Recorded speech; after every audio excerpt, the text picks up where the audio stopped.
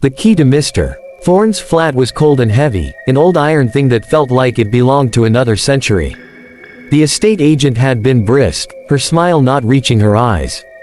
Mr. Thorne was a creature of habit, she'd said, sliding the key across her desk. He left in a bit of a hurry. The place is, well, it's clean. Clean was an understatement. The one-room studio was a tomb of beige austerity. It held no photographs, no forgotten books, no lingering scent of a life lived. Only a single, massive, ornate wardrobe stood against the far wall, a brooding monstrosity of dark, carved wood that seemed to swallow the light. It was profoundly out of place. The first night, I was woken by a sound. A soft, rhythmic scrape, scrape, scrape. It was coming from the wardrobe. Hard hammering, I rationalized it, old pipes, settling wood, a mouse. I shone my phone's torch at it. The carved faces on the doors, which I had thought were floral patterns, now looked like twisted, agonized souls. I told myself it was a trick of the light. The scraping became a nightly ritual. My sleep dissolved. Dark circles bloomed under my eyes. The air in the flat grew perpetually cold, carrying a faint, sweet odor of damp earth and rotten flowers. I started seeing things in my periphery, a flicker of movement, a tall, thin shadow that wasn't mine. The estate agent didn't answer my calls. One insomniac dawn, I broke.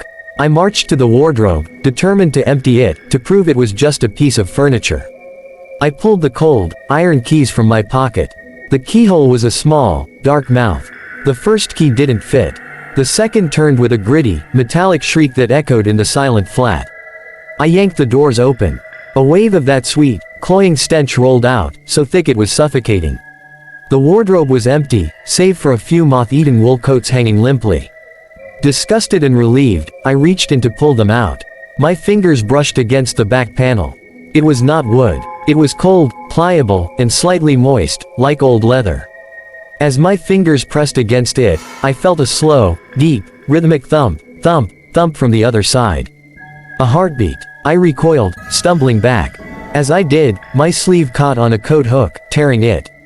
From the tear in the wood, a single, long, pale finger, gray and waxy, slowly curled out, beckoning me closer.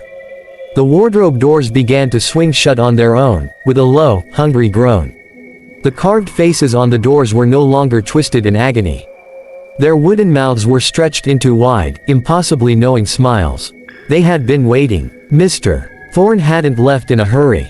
He had simply finished his lease. And now, I was the new tenant.